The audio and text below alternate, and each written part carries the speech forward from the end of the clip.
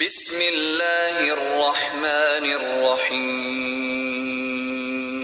حدیث کا مفہوم ہے جس میں فرمایا کہ من کان فی حاجت اخیہ کان اللہ فی حاجتہ۔ اگر اللہ تبارک و تعالیٰ نے ہمیں مال کے اعتبار سے، جان کے اعتبار سے، یا جو ہے زبان کے اعتبار سے، کسی بھی حیثیت کے اعتبار سے ہمیں اس لائق بنایا ہے کہ ہم اپنے جو ہے بھائی کی مدد کر سکتے ہیں، تو اس میں اللہ تبارک و تعالیٰ اس کی مدد کرنے والے بن جاتے ہیں۔ مثال کے طور پر اگر اللہ تبارک و تعالیٰ نے ہمیں مال اور دولت سے نوازا ہے اور کوئی ہمارا بھائی جو ہے وہ غریب ہے، تو اگر ہم مال سے اس کی مدد کرتے ہیں،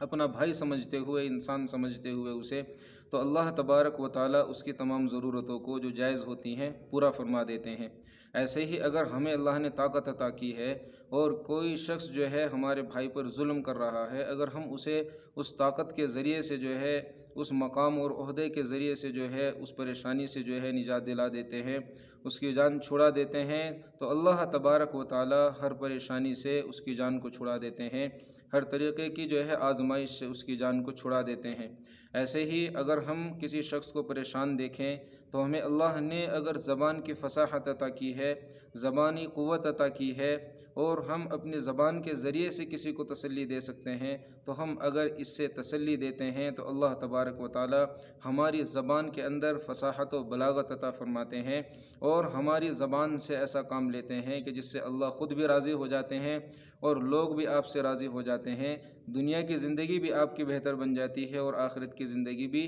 بہتر بن جاتی ہے۔ غرض ان کا تمام چیزوں جو ہم نے ابھی پڑھی ہے، تو ان کا نچوڑ یہ نکلا ہے کہ آپس میں بھائی بھائی بن کر رہیں، ایک دوسرے پر نہ تو خود ظلم کریں اور نہ ظلم کرتے ہوئے جو ہے اس چیز کو برداشت کریں، بلکہ جتنی ہمارے اندر وسعت اور طاقت ہو سکے ہمیں دوسرے کی مدد کرنی چاہیے۔ جیسے کہ ابھی میں نے عرض کیا ہے، وہ کسی بھی حیثیت سے ہم مدد کر سکتے ہیں، جو جائز راستے ہیں، جائز طریقے ہیں، ناجائز میں ہم اگر مدد کرتے ہیں یا ساتھ دیتے ہیں کسی بھی اعتبار سے، وہ چاہے جان سے ہو، مال سے ہو یا زبان سے ہو، تو اس کو جو ہے اللہ تبارک و تعالیٰ نے پسند نہیں فرمایا ہے۔ اور یہ بھی یاد رکھیں کہ اللہ تبارک و تعالیٰ کے جو احکام شریعت کے موافق جو ہوتے ہیں، خاص طور سے ویسے تو مسلمانوں کے لیے ہوتے ہیں، لیکن اس میں عوام بھی داخل ہوتے ہیں۔ ہمیں ایسا نہیں کرنا چاہیے کہ مسلمانوں کو بھائی کہنے کا حکم فرمایا تو دوسروں کو ہم دشمن سمجھیں، ایسا بھی نہیں ہے۔ چونکہ اگر ہم قرآن کریم کی تعلیم کو دیکھیں اور ہم رسول اللہ صلی اللہ علیہ وسلم کی سنتوں کی تعلیم کو دیکھیں تو ہمیں اس سے پتہ چل جائے گا۔ قرآن کریم کی آیت کو ہم دیکھیں کہ اللہ تبارک و تعالیٰ اس بارے میں کیا فرماتے ہیں، تمام لوگوں کے بارے میں، کہ من قتل نفسا بغیر نفس او فساد فی الارض فکأنما قتل الناس جميعا ومن احیاها فکأنما احیا الناس جميعا۔ اس آیت کا مفہوم یہ ہے، اللہ تعالیٰ اس میں فرماتے ہیں اگر آپ کسی انسان پر ظلم کرتے ہیں، اس میں اللہ نے مسلمان کو خاص نہیں کیا ہے، کسی مذہب والے کو خاص نہیں کیا ہے، بلکہ اگر کوئی شخص کسی پر بھی ظلم کرتا ہے تو اس کی مثال ایسے ہے کہ اس نے تمام جو ہے کائنات پر ظلم کیا ہے، تمام دنیا پر ظلم کیا ہے۔ اور اگر کوئی شخص کسی انسان کی پریشانی کو دور کر دیتا ہے، کسی انسان کو جو ہے وہ بچا لیتا ہے، اس پریشانی سے دور کر دیتا ہے اور اسے امن میں لے آتا ہے، تو اس کی مثال ایسے ہے کہ اس نے ایک انسان کو نہیں بلکہ پوری انسانیت کو اس نے بچایا ہے۔ اب ہم رسول اللہ صلی اللہ علیہ وسلم کی حدیث کو دیکھیں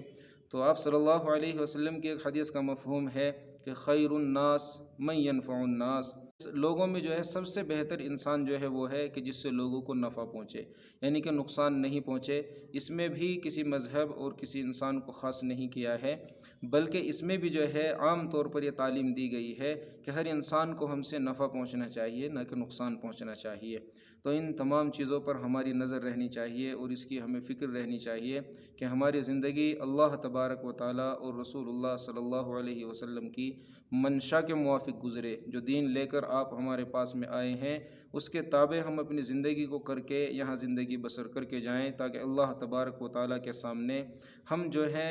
کھڑے ہونے کے قابل بن جائیں، ہم ذلت میں اور جو ہے رسوائی میں کھڑے نہ ہوں، بلکہ ہم عزت افزائی کے ساتھ میں اللہ کے سامنے کھڑے ہوں، رسول اللہ صلی اللہ علیہ وسلم کی دل آزاری کا ذریعہ نہیں بنے بلکہ حوصلہ افزائی کا ذریعہ بنے۔ اللہ تبارک و تعالیٰ مجھے بھی عمل کی توفیق عطا فرمائے، تمام مسلمانوں کو بھی عمل کی توفیق عطا فرمائے۔ وما علینا الا البلاغ۔